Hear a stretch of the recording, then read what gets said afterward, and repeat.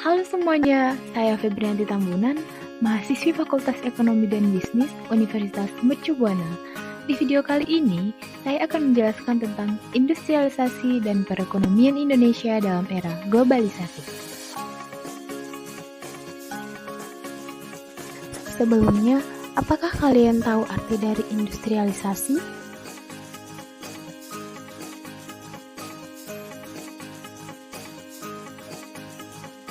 Industrialisasi adalah suatu proses perubahan sosial ekonomi yang mengubah sistem pencaharian masyarakat agraris menjadi masyarakat industri.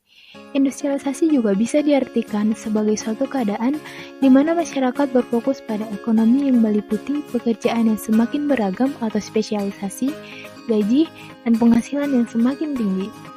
Industrialisasi adalah bagian dari proses modernisasi di mana perubahan sosial dan perkembangan ekonomi erat hubungannya dengan inovasi teknologi.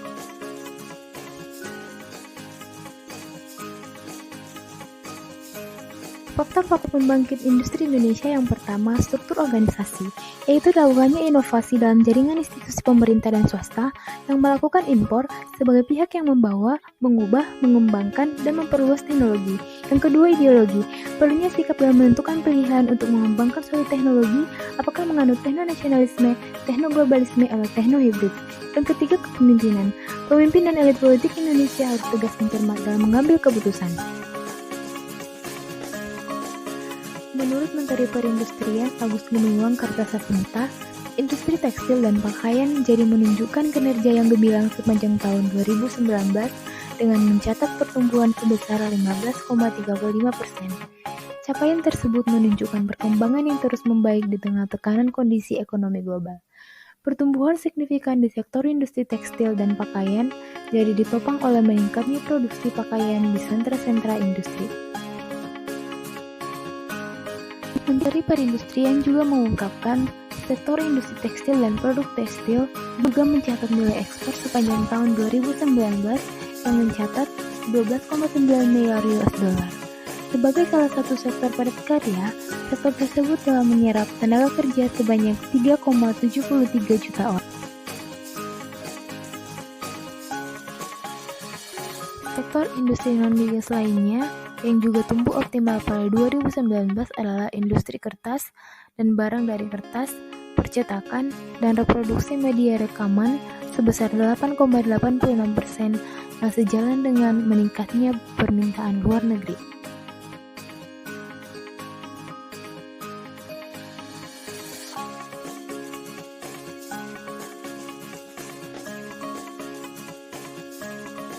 Selanjutnya, industri kimia, farmasi, dan obat tradisional sebesar 8,38%, yang pertumbuhannya didorong oleh peningkatan produksi bahan kimia, barang dari kimia, serta produk farmasi, obat kimia, dan obat tradisional.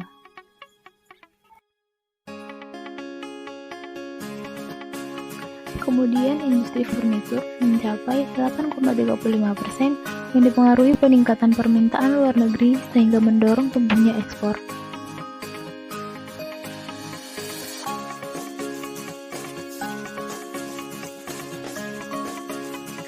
Selanjutnya, saya akan menjelaskan tentang perekonomian Indonesia di era globalisasi.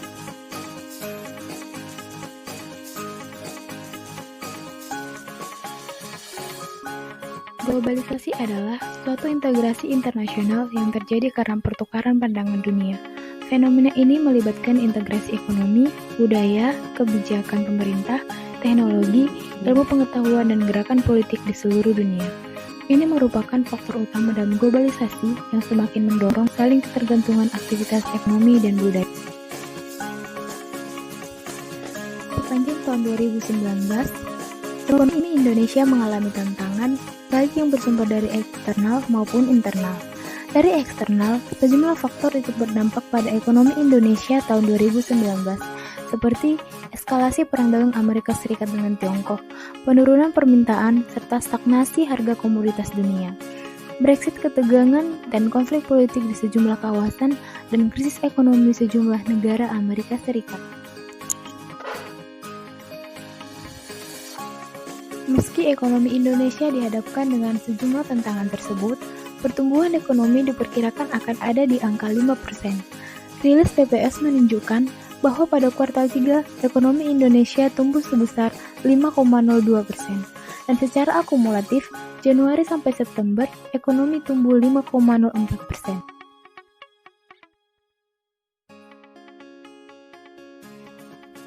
Sementara itu, inflasi diperkirakan tetap terjaga di angka 3,1% dengan penurunan angka kemiskinan dan angka pengangguran.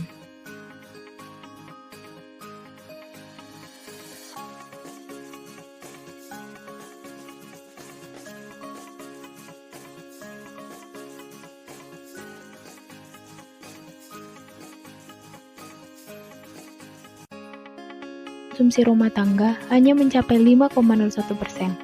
Konsumsi rumah tangga selama ini berkontribusi rata-rata 54% sampai 56% terhadap pembentukan PDB Indonesia.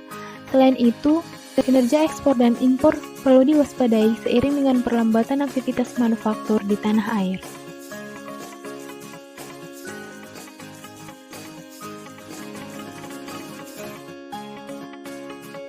Selain perlambatan ekonomi Amerika Serikat, Tiongkok juga diproyeksikan hanya akan mampu tumbuh di kisaran plus-minus 6%.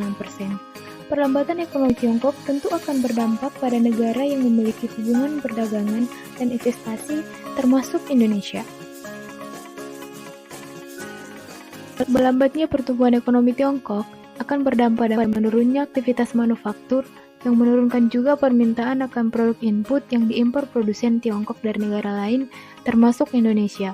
Selain itu, relokasi industri keluar dari Tiongkok ke sejumlah negara untuk menyiasati kenaikan tarif masuk Amerika Serikat juga diprediksi masih akan terjadi di 2020.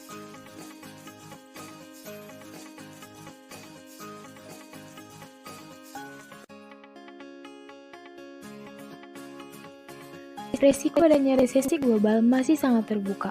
Meskipun kemungkinan yang lebih real ialah perlambatan ekonomi global yang ditunjukkan dengan adanya tren melambatnya volume perdagangan dunia, aktivitas manufaktur global, melambatnya pertumbuhan investasi dan capital expenditure di sektor manufaktur global.